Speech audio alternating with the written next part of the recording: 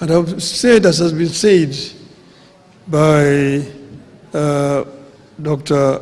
Oscar Hotel there, I told you, stand for what is right for the party. And look at what we have signed. And we must remain as ODM. And we've signed and agreed that we'll work together up to 2027. We have not passed any resolution as a party to say how we are going to go into the elections of 2027. So wherever you are, don't commit the party to some things which have not been discussed. Let those things be discussed first. We are ODM. Who's told you that ODM will not have a candidate in 2027? Who has told you?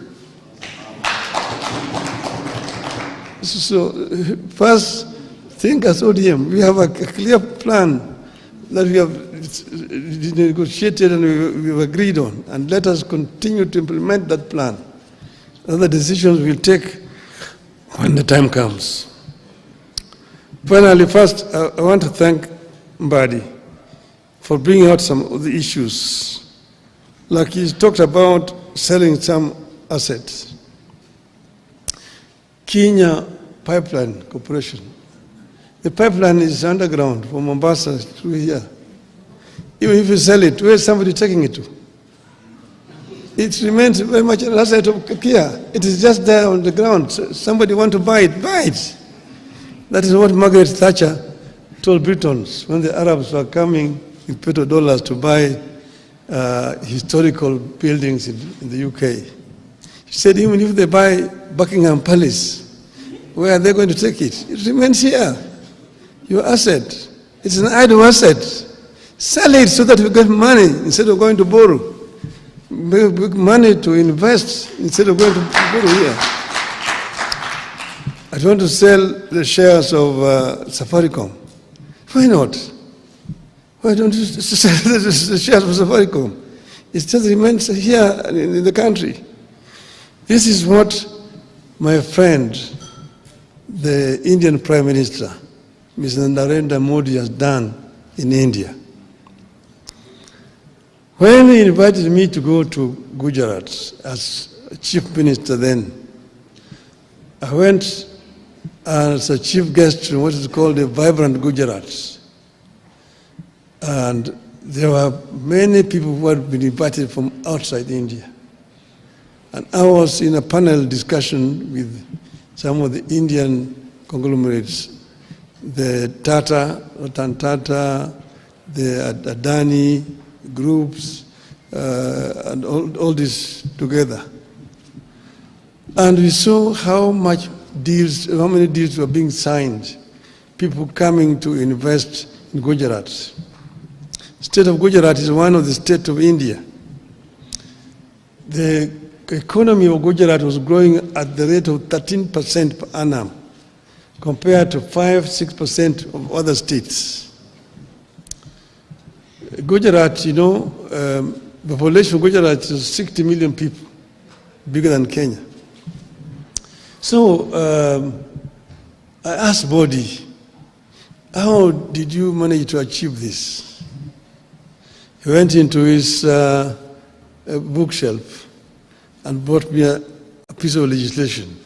He said, this is the secret. This was a PPP law of Gujarat, which he said, make it simple like this. It will attract people to come and invest in your country. Armed with that legislation, I came here and I presented it to the cabinet. And I told him what I saw in Gujarat is something astonishing.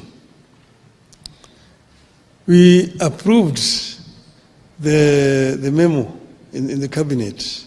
It was then given to then Minister for Finance, who was acting Mr. Michuki, to go and prepare a cabinet memo. When he took it to the mandarins in the treasury, they manipulated it But later they changed so many things. By the time they brought it back to the cabinet, it was a different document. I told them, who will come, who will want to risk his capital with this kind of things you put in this law? It was passed and brought to Parliament, passed, no investors came. Because there were so many restrictions and private capital is risk shy. But when I was there, they took me. They took us. I was in that delegation as a prime minister. I'd gone with the current prime cabinet minister, Mr. Mudavadi. We were with President Ruto at that time, with Chris Obure, who was a minister for Public Works. I was a big delegation. We were taken to a place called Mundra, a port, where they had built, Modi had given just land to Adanis, 5,000 hectares of land, marshland near the sea. They drained that land and built a port. So they were using that port to import coal from Indonesia. And they put up a power plant, 4,600 megawatts of power. Then the Tata group followed suit and also built a similar plant, 4,600 megawatts there. So a total of 9,600 megawatts was being generated from that port alone. Our total generation capacity in this country today is not even 3,000. That's from that port. And then they built a railway line, 100 kilometers to join with the national railway system. A sleeping village of 5,000 people rose to become a village of a town of 200,000, eventually now 500,000 people. And the investors came to invest in that place. They even built an airport in that place. Okay? Then I can give you so many other examples. So you find the same people, Adani, are given them Bombay. Bombay airport used to be so dilapidated, fly infested and so on. They could have constructed Bombay airport. Today, Bombay airport is so efficient when you go there. You go and look at the Delhi airports. When Modi eventually became Prime Minister of India, he now replicated what he had done in Gujarat in the whole of India.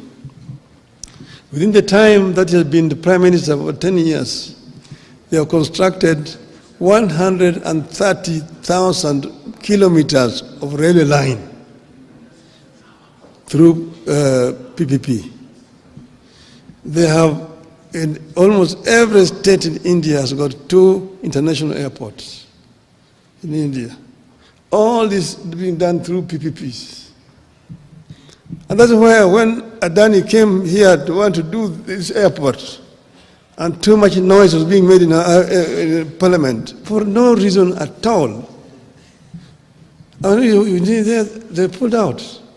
The Red airport is just like here, it is. It's just as it is. They are not taking it away. They are bringing their money to do it. They are bringing their money to do it. And they will charge for over 30 years so that they don't charge so highly. That's what would have happened. Now, a similar arrangement is happening in Kigali. So the Qataris are building Kigali International Airport in the same terms like Adani wanted to do here. So Kigali is going to be the hub in this region, not Nairobi. Because of noise being made by other parties which were also interested in doing what Adani was supposed to do and paying people down under the table to make noise every day in the newspapers. Shame on them. Shame on them. we need to wake up as a country, because if we don't wake up, we're going to continue to sleep. There's many opportunities that are available for us as a country. We as ODM must remain ODM and remain focused, because the country needs